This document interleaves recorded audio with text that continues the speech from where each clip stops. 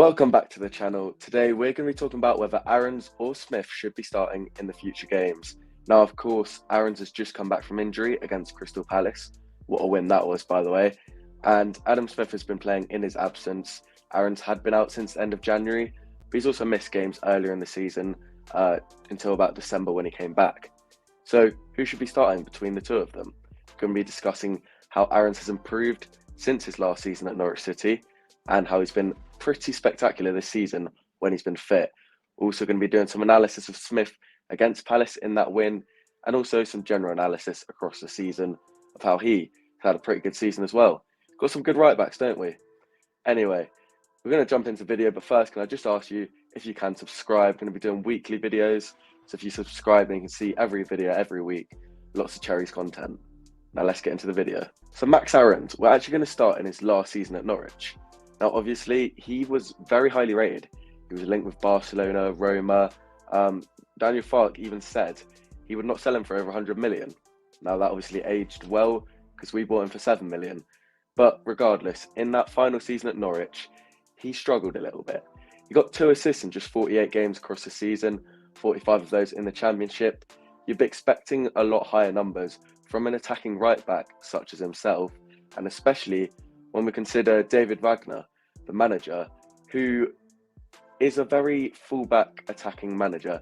He's always had this over at Schalke, Huddersfield. He plays with his fullbacks with license to get forward and attack. And you can see Max Aarons has those qualities in him. We've seen it at Bournemouth.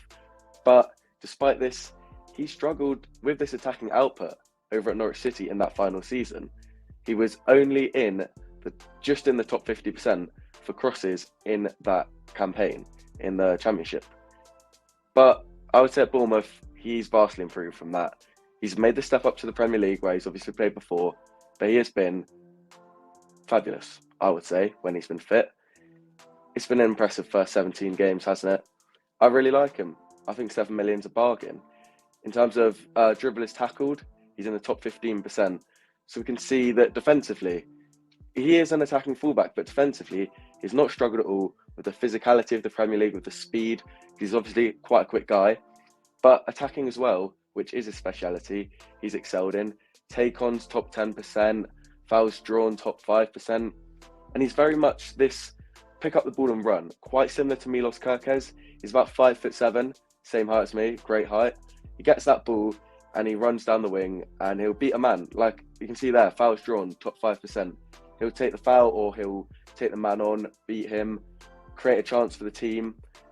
So I would say it's been a very good season for him. I would say 8 out of 10 so far. But let's move on to Adam Smith, because as I say, Aarons, he's missed about 17 games this season through injury. But Smith has absolutely stepped up. In my opinion, Smith last season wasn't good enough. I was saying at the end of this season, we need to replace him. We need to get a young, proper fullback, and that's what Max Aarons was. But since he's been injured, perhaps it's this pressure on Adam Smith that he feels. But he's come in, he's done a fantastic job. I think both defensively and attacking. Attacking, he's certainly stepped up his game.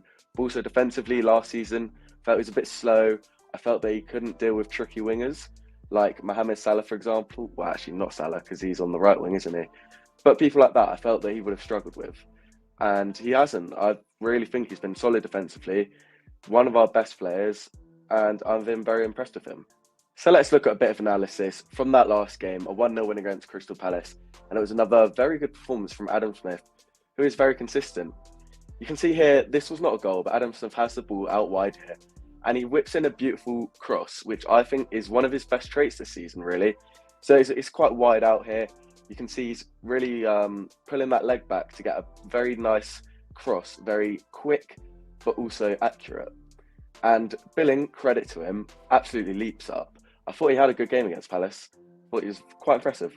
But anyway, he leaps up here and it forces a great save from Dean Henderson onto the bar and over. But you can see that cross has to be pin perfect. And Billing as well has made the jump perfectly to latch onto that. And we should have scored. That's unfortunate. This is the goal. And Adam Smith plays a very crucial role in this that I didn't really notice at the time. But the ball's here and it's not really a threatening position. It's almost like a loose ball. and Adam Smith comes onto it. He's thinking about this very well, and he's got the vision to play that lofted ball. Semenyo's making that run. You can see he started to make that run, but Smith plays this through, and Semenyo latches onto it up here, up the other end of the pitch, deep into the final third, and he can cut it back to Justin Kluivert, who obviously just beats the man a little bit and tucks it away to get that win.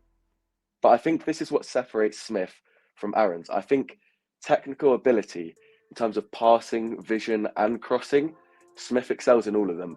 And perhaps this is his experience, you know. He's played, 8 years in the Premier League. He's played loads in the Championship. He's probably 10 years older than Max Aarons, I'd say. And this is where it comes in handy with fantastic passes like this, which I don't think you'd see from Aarons. I'll talk about it later, the different attacking threats. I feel like this is what Smith has, and Aarons has something slightly different. As I say, I'll explain what I think that is later. We move on to the Forest game in December. What a win that was. 3-2. This is obviously the winning goal from Solanke to complete his hat-trick. Smith all the way back here. This isn't really a natural crossing position, is it? Looks almost like a free kick, but it's not. It's in open play. And Solanke gets lofted the ball through from Smith, and that was a spectacular header, really, wasn't it? Got to give some credit to Solanke there, but got to give some credit to Smith, because that's not an easy cross. That's not like just taking it out wide to put it in. He's got to loft that perfectly to get a perfect trajectory on that for Solanke to rise and beat Matt Turner. And again, another fantastic cross here. This was against Sheffield United at Bramall Lane, and it's another assist from Smith. He doesn't have that many this season, but the ones that he does, you can see that they're just these moments of great technical ability, and he should have more of them if you look at those chances like the Billing chance against Crystal Palace. But again here, you can see the run from Tavernier, but not many players would pick that out, I feel. And again, that's what I say, the vision about Smith, I feel, is what sets him apart from Max Aarons. He spots that, Tavernier runs inside, he dispatches this one. He'd missed a few prior to this, but he dispatches this one, and that puts us 3-0 up. A great assist, a great cross, and really this is what Smith brings to the team. But this is the point. I feel like they have different attacking threats. I feel like Smith, as I've said quite a lot of this video, he's got a great cross, he's got great technical ability. I feel like Max Aarons, he has the speed and physicality of a young defender, and he can beat a man, he can run with it, he can carry the ball, make a progressive carry, and I feel like that's what he brings to the side. So they're very much two different attacking threats, and I feel that perhaps Areola can suit that to the opposition who we're playing against.